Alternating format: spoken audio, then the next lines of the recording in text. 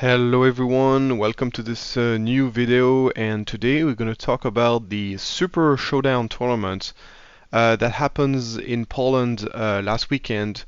So this is a pretty big milestone because this is the first big live tournament that we've seen on Star Wars Unlimited, and the Polish people are very much fond of strategy games and FFG games in general, so it's not a surprise to see them leading the way in Europe at least. And yeah, this was a tournament that gathered about 100 people, and they had very sizable prize support with multiple boxes and products for people who are winning the tournament. So I would say that it's a tournament to take seriously. And today we're going to take a look at the results and see what we can learn from them. So of course, before I get into it, gotta take, of course, a couple of caveat here. Obviously, uh, it's still very early on in the game. There's still a lot of people who didn't manage to put together the deck that they wanted. There's still a limited amount of time for people to gather their deck. Financially speaking, can be an obstacle for a lot of people to have a competitive deck in such a short notice.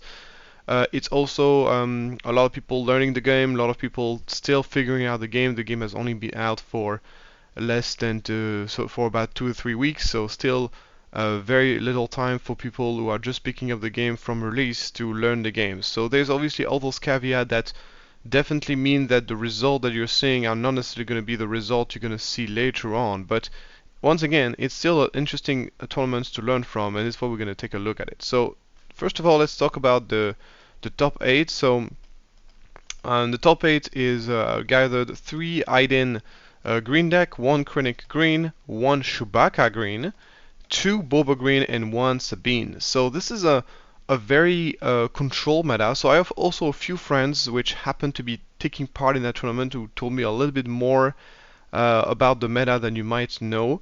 Because I happen to be playing with a lot of Polish people in the TTS environment. I've been practicing with Polish players for a long time. They're some of the best players in Europe, so it's good to be practicing with them. And they told me that the meta was very control focused. A lot of control players, not that many people playing Boba Green because very expensive deck to put together. You need the 3 Vaders, and you also need the 3 Bobas as well, and a lot of Sabine players. So this is a result that is about what you would expect. Personally, I've seen a lot of people saying, "Oh, look at this! The meta is not what we predicted. It's only the first tournament, and we're already seeing some stuff that are very different from what we were expecting." Personally, I'm not surprised at all by this breakdown. I have to say, it's about basically representative to what we've been seeing in the TTS community for months now. So this this top 8 breakdown does not debunk at all what we've been predicting the meta would be. As you can see, a strong dominance of green, with Energy Coverage Lab seeing play in almost every deck, which is not a surprise. The 3 decks that we've predicted would be very strong, which is Sabine, Boba, and Aiden / Krennic. As I said, they are very similar decks, so they almost can be put together. The dominance of those 3 decks very much is there. As you can see, all the decks belong to one of those 3 decks, excepted the Chewbacca, which we'll talk about later. And especially early on in the lifespan of the game, the player is more important than the deck. Something I've been wanting to emphasize is that player skills matters more than your deck early on in the game. And as the game progresses, as the skill level of players evens out, the deck choice start to become more important than the players. But right now we're still very early on in the game, so there's a massive gap between someone who's been practicing on TTS for more than 6 months, or someone that maybe hasn't practiced on the TTS but has a huge trading card game experience, and someone who's just getting into Star Wars Unlimited. So the player skill gap is so big that sometimes the player matters way more than the deck itself. So you can have players with very mediocre deck pulling very good results, and that's something that is to be taken into account. And as do we progress, and as the skill players of evens out, and as the meta gets figured out, you're gonna see more and more people kind of like it's going to be a little bit more harder to perform with a deck that is suboptimal. So that's something to take into account. Obviously, I'm not saying that those decks are suboptimal, but I'm just saying this as a global context of usually how those early tournaments shape out. So actually, under that principle, I was actually expecting a much wilder meta with deck that would be even more wild than this. And it turns out to not be the case. As I said, the only outlier here is this Chewbacca deck, which we'll talk about, but everything else is very much what we were expecting. So Sabine, only one Sabine in top 8 is once again not really a super surprise as well. I think Sabine in a vacuum is a very strong deck, but is not.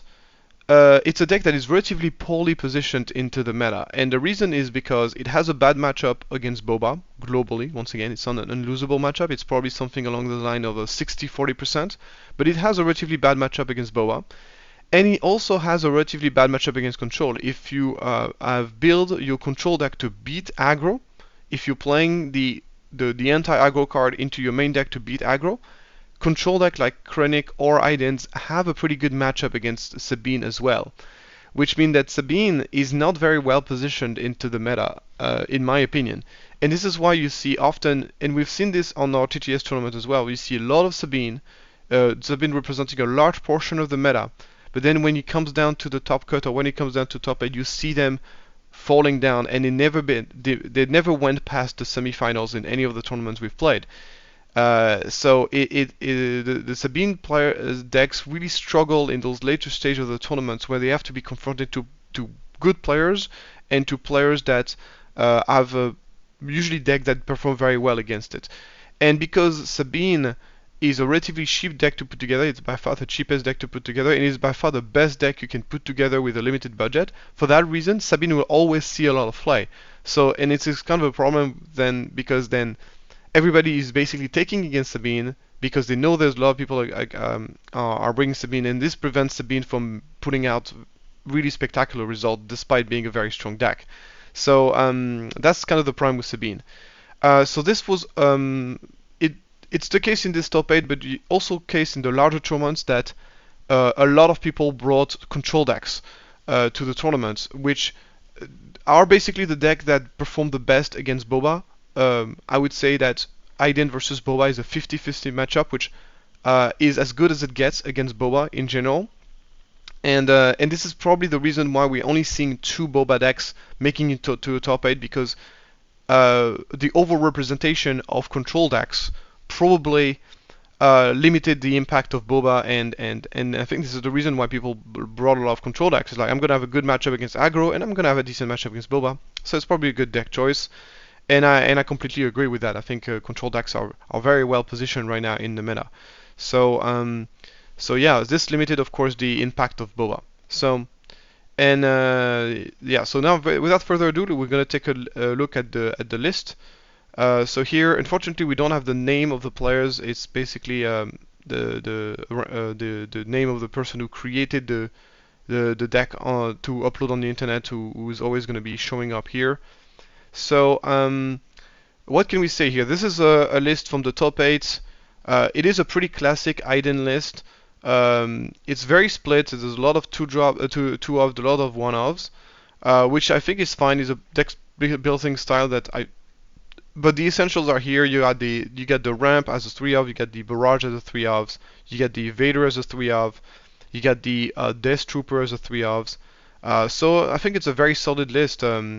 Overall, I'm not as I said earlier, I'm not a massive fan of Avenger. I've cooled down on this card a lot, but it's still a very decent choice. There's a lot of strong anti-aggro option with Star Vipers and System Patrol Craft. I'm not a big fan of Rook, but it's a card that we've seen being played a lot. It plays Energy Conversion Lab. So the main deck is, in my opinion, very much very classic. The only thing I would really criticize is the very low amount of 2-drops. So basically, it's playing 1, 2, 3, 4, 5, 6, 7 2-drops. Real 2-drops, then you get the Snow Trooper Lieutenant, being a card that you're not really happy to play on turn 1. So only like 7 cards that you're really happy to play on turn 1. That is not great odds, and sometimes this deck might suffer from missing out on the turn 1 play. But overall, it's a very solid list, and it plays all the fundamentals and as a 3-of. The sideboard, there's a couple of interesting things, notably the Vigilance as a 1-of out of aspect, so you have to pay 6 for it. Not a really big fan, but outside of this, it's a pretty solid. You got the Escort Skiff. The deck does not really play a lot of green units, so I don't know how consistent that Escort Skiff. Maybe with the Yularen, it's consistent enough. It's a good card against aggro, undeniably. So yeah, that's pretty much the list. It's relatively classic. Next top 8, we got another Aiden deck. This one a lot more compact. As you can see, once again, it plays all the fundamentals as a 3-of. Only one reinforcement walker this time. Once again, we see Rook making an appearance. And the sideboard is also very similar. We see the Skiff going in sideboard. I don't know if the previous version was playing Make an Opening. I made the mistake of deleting that tab, so I'm not going to do that again. Yeah, so just a different take. As I said, it's not something I said in my Krennic video, by the way, is that control decks are very not set in stone. You very adapt the amount of cards depending on the meta, and depending it's a deck building style which is much more reactive, and therefore even when the meta will be relatively set in stone, the deck lists are still going to be the deck lists are still going to be relatively different from one another because of the different expectation people are going to have on the meta and how they're going to be adapting to it. Next, we got definitely the deck that has been the most talked about for this tournament, and for good reason, because Chewbacca is considered by many, including me, to be a relatively bad leader and one of the worst leader in the game, in my opinion. And here we see this player, I forgot his name, I'm sorry, bringing out his Chewbacca deck here with green. So this is not really a surprise. Green is the best color for Chewbacca, and everybody who's been playing Chewbacca, who's been trying Chewbacca at a competitive level, has been trying it with green. But there's a very interesting thing. So when I'm looking at this list to see a lot of anti-aggro card with Star Vipers, a lot of Sentinels, which is kind of natural with green, and we have a very strong late game here with U-Wing Reinforcement, Luke Skywalker, Obi-Wan. So this is very much a control Chewbacca list. This is very much a control Chewbacca list, which is probably the best way to play Chewbacca, because he's a relatively expensive leader, so you need to kind of slow down the game enough so you can put Chewbacca's into play. And Chewbacca's, of course, leader's ability to give Sentinels to anything leads you to that kind of playstyle. With a lot of cards that can really block the board for cheap, like R2D2, Mon Mothma, great cards to play with Chewbacca, with Sentinels, also Amar Akbar units that have an immediate impact on the game, and also gives you a good amount of health. And you see him playing Echo Base instead of Energy Conversion Lab, which I think is the right choice for this deck. Yes, Energy Conversion Lab is the best base in the game by far, but it's a base that you need to build a little bit around if you want to take advantage of it. And sometimes there's simply not a lot of good card that really pairs very well with him. So in the Chewbacca deck, pretty much here in this deck, there's only two cards that really benefit from ECL, which is Kanan and Constant Star Viper. So outside of this, there's just not that many cards that really benefit from it. Most of those units have Sentinels or will get Sentinels from Chewbacca. When a unit has Sentinels, it doesn't need Ambush as much because it already has an immediate impact on the game. All the other cards are going to get Sentinels from Chewbacca, most likely. Even the Star Viper, by the way. So really the only card that really wants to play ECL is Kanan, pretty much.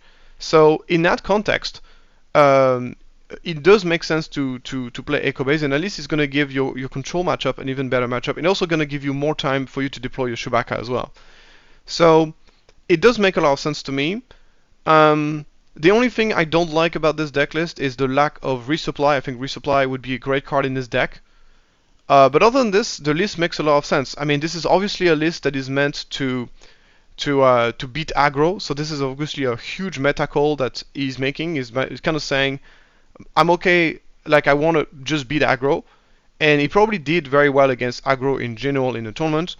And once again, the player's skills can compensate for the weaker leader. So with all that being said, I'm not convinced this is going to be a competitive deck. I'm not convinced that this is going to be part of the meta. I mean, part of the meta. And the reason being is that I still pretty much everything I said about Chewbacca, I still think the same thing nowadays.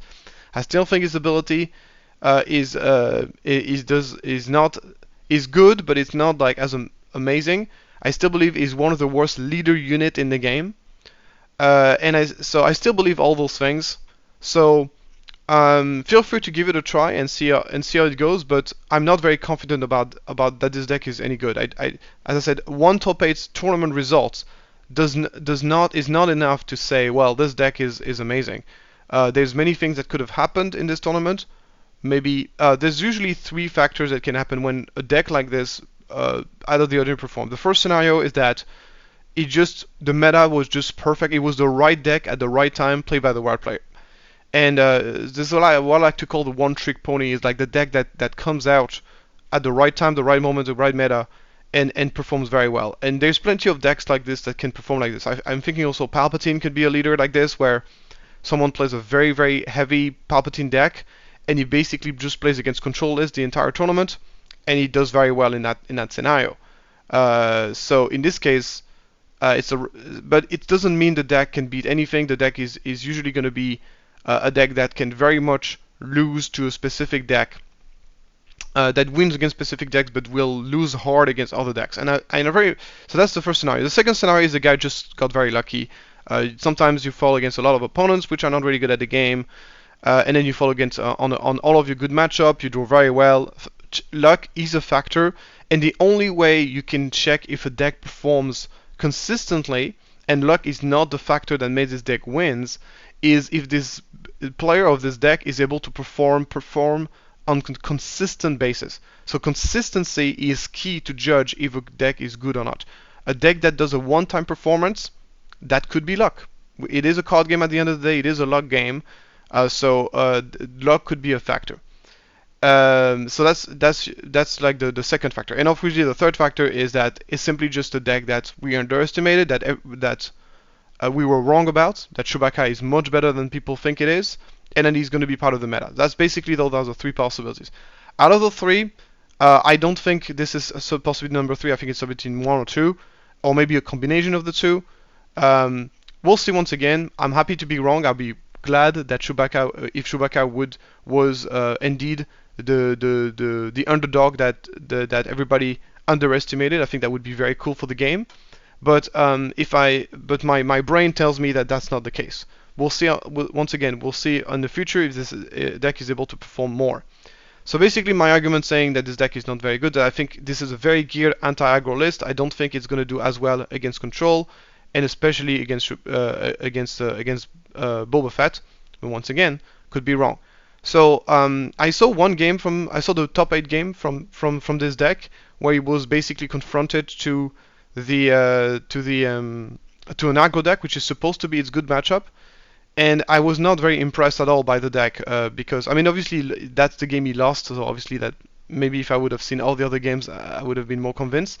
But here he was basically playing against his best matchup, which is Sabine Green, and despite that, he still lost. And not only that, during the 3 games that were played, the Sabine Green player missed his turn 1 play twice. So you have to understand how unlikely that is. For a Sabine Green to miss its turn 1 play is extremely, extremely unlikely. Like, the odds are very low, because Sabine players play at least 12 2-drops, and sometimes more than that. And after the mulligan, missing your turn 1 play the chances are extremely low. And that happens twice to that player. So obviously a Sabine player that misses his turn 1 play is not going to be nearly as effective. And the guy managed to win one game where he basically misses turn 1 play against a deck that is specifically designed to beat aggro. So yeah, not a great showing for the deck, but as I said, I just want to congratulate this player for bringing such a deck to the tournament and doing very well. And it was definitely a good meta call from him that paid off. And we'll see in the future if this deck is a real meta deck, or if it's just, as I said, either a one-trick pony or just a guy who just got very lucky, which once again happens in a card game. Next, moving on to the next one, and this is a really classic Boba Green list. which yeah, there's not really much to say about the main deck. It's very much classic. Only 2 copies of resupply, which I disagree with, but also he prefers to go down on only 2 crafty smugglers. I think this is interesting. Crafty Smuggler, I think, is very good in general, but it's pretty bad against aggro because it pairs very poorly against Sabine and cannot trade with a Battlefield Marine right away, which means you're going to take damage from the Battlefield Marine. So if you're gearing your deck against aggro, it makes sense to reduce the amount of Crafty Smuggler. But other than this, the list is very much anti-aggro. As you see this Consortium Star Viper being played in the main deck. Because he plays 3 Star Vipers, he feels that he doesn't need the 7th Defender as much, so he goes down to 2 on that one. Once again, not a big fan of that, but I understand the thought process. The resupply, only 2 copies, which makes sense once again if you want to beat aggro. You can reduce the amount of ramp, which I think will make all of your other matchup worse, but it's better against aggro. So it's a very anti-aggro list for Boba Fett. So it does make a lot of sense. The sideboard also makes a lot of sense. I'm not a big fan of ASB Agent. I don't think this card is very well positioned in the meta. It doesn't really kill much of anything most of the time, so not a big fan of ASB. Sorry, ISB. And then we got the shuttle here, which now I'm wondering what is exactly the idea behind playing this card. It's a card that I know in theory is pretty good, but I've never seen it actually being good. So I'm wondering if there's a specific ID here, a specific thing he wants to counter with this. I'll be interesting to know why he's playing this. The rest is pretty classic, so we can move on to the next list. This is obviously our Sabine green list. Only one Sabine in the top 8, despite in being very played. And actually, that's the guy who beat the Chewbacca deck. So his list is actually pretty classic. The only, I would say, originality is the U-wing reinforcement being played in the main deck, but that is not a crazy idea at all. It's very much something that I think is very much a good idea. The sideboard also makes sense with seeing some academy training, which is a card I think is very good in aggro. The only reason why it hasn't seen as much play is because it doesn't combine well with for a cause I believe in. But other than this, it's pretty classic. As you can see, he's playing the 12 2-drops plus the Spectral Soldiers, so yeah, very consistent turn 1 play. So it's basically 15 turn 1 plays. So the odds of this deck not finding his turn 1 plays is just incredibly low, even if it's just a Spectral Soldier. Then we got the yeah, so it's a pretty classic list. Not really much to say. It's very much what you would expect from a deck like this. And I would have been shocked to not see any Sabine in the top 8. So nice to see at least one making the cut. Next, we got into the top 3 with another Aiden list. And this deck list, once again, is relatively classic. We're seeing once again the Escort Skiff making an appearance again. Yeah, really wonder how good this card has been for those players. Doesn't seem to be playing enough green card to really make it consistent. But I could be wrong. Yeah, he's basically only playing like 8, 1, 2, 3, 4, 5, 6, 7, 10 green card, and Technician can often die or...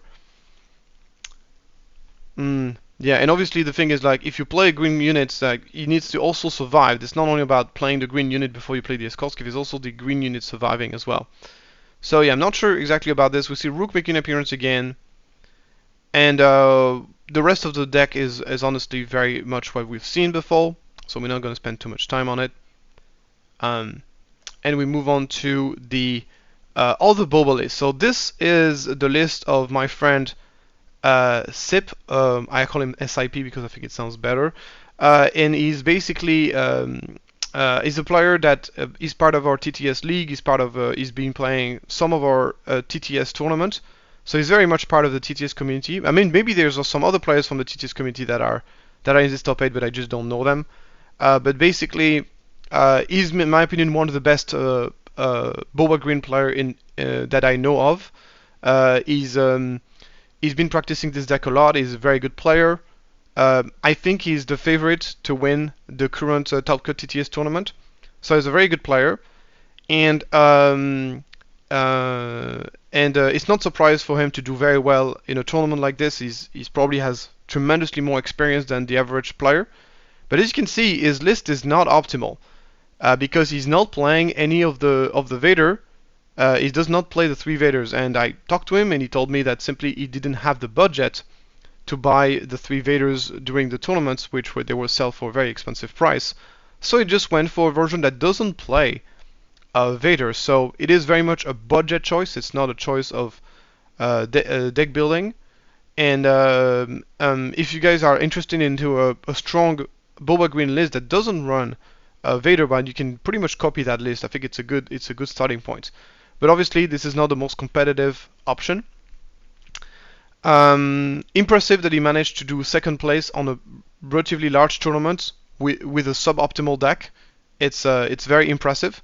But as I said, it's not really a surprise because Boba Green is a very powerful deck, even without Vader. Because the fundamental thing that this deck is doing, which is the big Boba turn, where you can drop like Bosk, Boba, and Boba on the same turn, and still follow up with a Fire Spray, all the fundamentals are still here. So you still have a very strong deck here. Like it's still one of the, even without Vader, it's still a very powerful deck.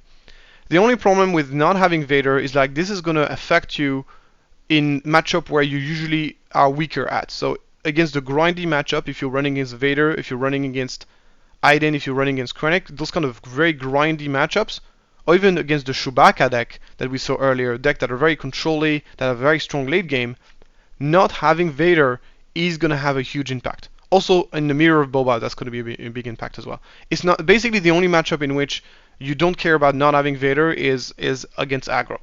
But against any other matchup, it's a very big inconvenience to not have access to Vader. So this is something that definitely probably has affected his results.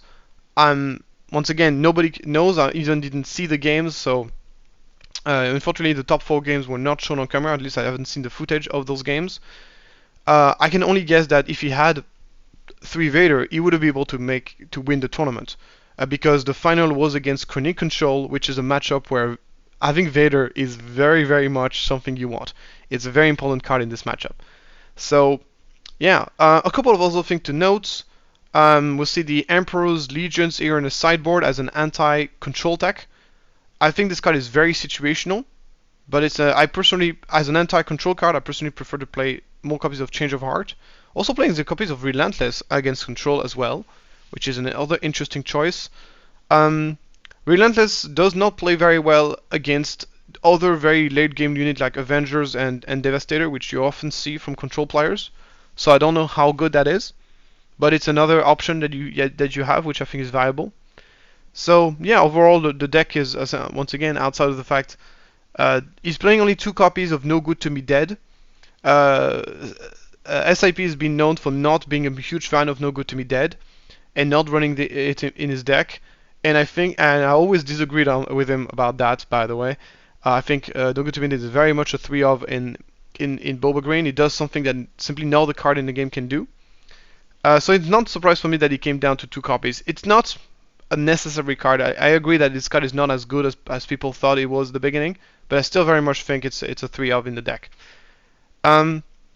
Yeah, the rest of the deck just simply makes a lot of sense. It's just and here's the replacement with the Bounty Hunter Crew into Change of Heart is to be basically just to have a bit more late game against late game focused deck. He knew that not playing with Vader was going to make his late game weaker, so he went with some late game tech to try to counteract this, so it does make sense. And yeah, that's pretty much it for the deck. We'll move on now to the winner of the tournament, which is a Krennic green list. So I'm kind of glad that Krennic won, to be honest, because I think that this leader is very much underestimated by a lot of people. A lot of people were saying, oh, Iden Green is the best control deck. As I said, Iden Green and Krennic Green are very much very, very similar decks. So it's a bit disingenuous to say that that Krennic Green is that Krennic Green and Iden Green are very different from one another. They're very much the same deck, just a different leader choice. And even the leaders do very similar things as well. So, but I always thought that Krennic was slightly better than Iden, and so I'm happy to see that he's performing and winning this tournament. So what can we say about the decklist itself? I think the decklist is honestly very, very classic. The only thing the only originality in this list is the 3 copies of Cargo Juggernaut. So basically, I think the idea behind this card is to provide some late game healing for Krennic. So Krennic can heal with by attacking with his ability, but sometimes once Krennic is dead, then you don't have any other ways to heal, and giving you some late game healing with the Juggernaut can be very important. You already can do this with Reinforcement Walker, but sometimes you need a bit earlier, the heal earlier than that. So the Juggernaut is here for that. It's also a card that is good with ECL because you can basically, so the shield is actually a trigger, is a when-play trigger, the shield, when a card is shielded.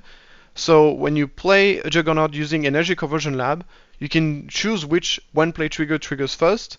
So you can first trigger the ambush to kill the unit, and then trigger the shielded to add the shield after the unit has been damaged, which is often a good play to make.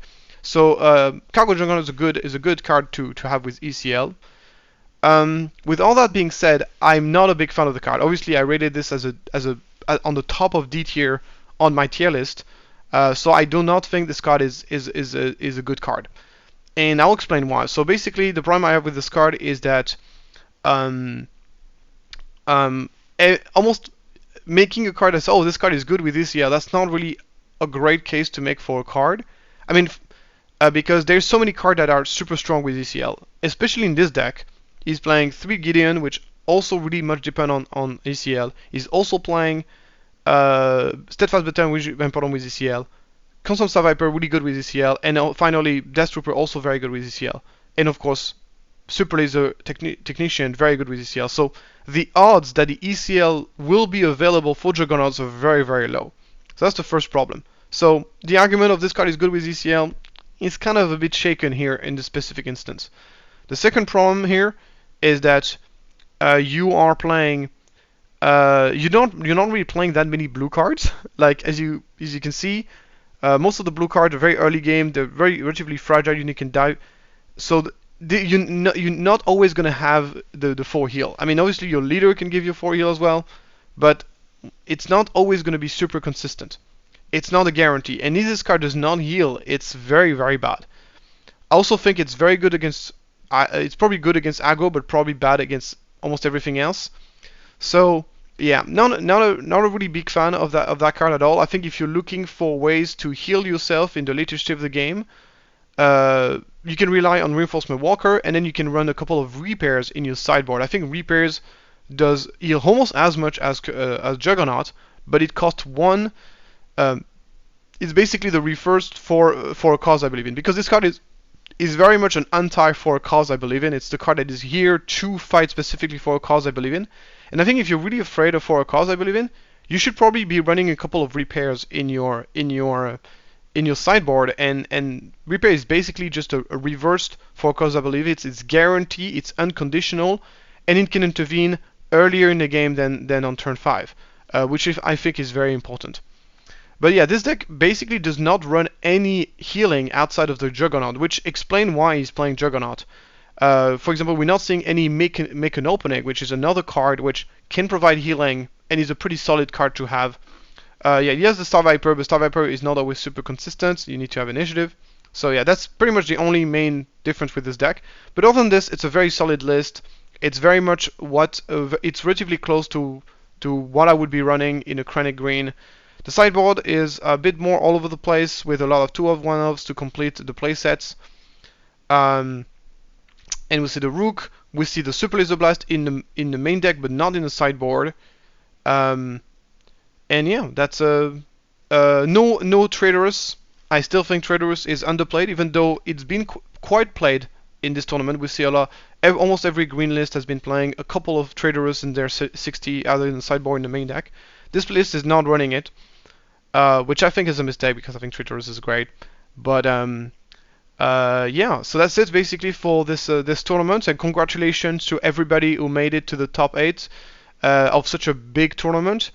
And we're excited to see the result from the London tournament, which is coming out this weekend.